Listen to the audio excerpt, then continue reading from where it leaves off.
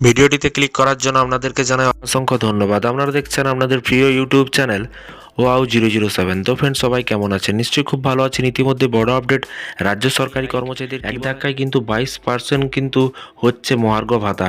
কবে মিলবে বর্ধিত টাকা? বিশেষ ঘোষণা মুখ্যমন্ত্রীর, কি বলা হয়েছে বিস্তারিত জেনে নেব আজকের এই গুরুত্বপূর্ণ আপডেটটি। যারা চ্যানেলে নতুন এসেছেন অবশ্যই চ্যানেলটিকে সাবস্ক্রাইব করে রাখুন পরবর্তী নতুন আপডেট পাওয়ার জন্য। মুখ্যমন্ত্রী জনসভা থেকে কিন্তু রাজ্য সরকারি কর্মচারীদের জন্য কিন্তু আরও 4% কিন্তু ডিএ বৃদ্ধির ঘোষণা করেছেন।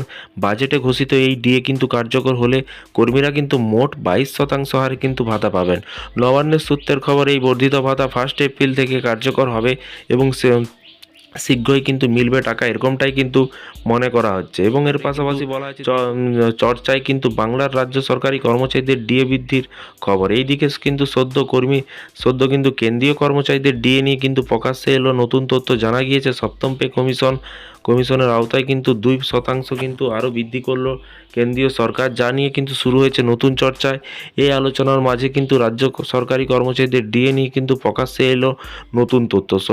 সদ্য ডিএ নিয়ে কিন্তু বিশেষ মন্তব্য করলেন মুখ্যমন্ত্রী মমতা বন্দ্যোপাধ্যায়, করলেন বিশেষ ঘোষণা। বাজেটে ঘোষিত আরও 4% ডিএ কিন্তু খুব শীঘ্রই কার্যকর হবে বলে কিন্তু জানা গিয়েছে।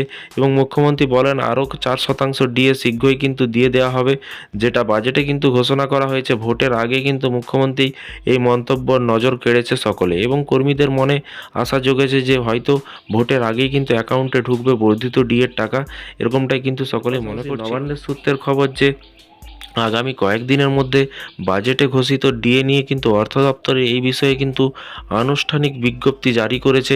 বর্ধিত ভাতা কার্যকর হবে কিন্তু কর্মীরা মোট 22% হারে কিন্তু ডিএ পাবেন।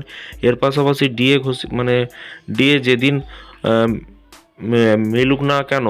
যেদিনই মিলুক না কেন তা কার্যকর হবে 1 এপ্রিল থেকে। বর্তমানে ষষ্ঠ পে কমিশনের আওতায় 1800 কর্মীরা বর্ধিত 4% যুক্ত হয়ে কিন্তু 22% হারে টোটাল কিন্তু ডিএ মিলবে। তবে আপাতত এই নিয়ে কিন্তু সরকারি বিজ্ঞপ্তি জারি হয়নি, তাই ঠিক কবে অ্যাকাউন্টে ঢুকবে টাকা তা কিন্তু জানা যাচ্ছে না। তো ফ্রেন্ডস, অপেক্ষা করুন, আসবে অবশ্যই আপনাদেরকে জানানো হবে। ভোটের আগে আশা করা যায় যে মাননীয় মুখ্যমন্ত্রী দিতে পারবে না, কারণ বিল তৈরি হয়ে গেছে। তো আগে যারা ডিএ পেয়েছেন, আগে প্রথম কিস্তির টাকা বা কারা কারা ডিএ পেয়েছেন, অবশ্যই নিচে কমেন্ট বক্সে কমেন্ট করে জানাতে ভুলবেন না এবং আপনাদের মতামত নিচে কমেন্ট বক্সে কমেন্ট করে জানাবেন।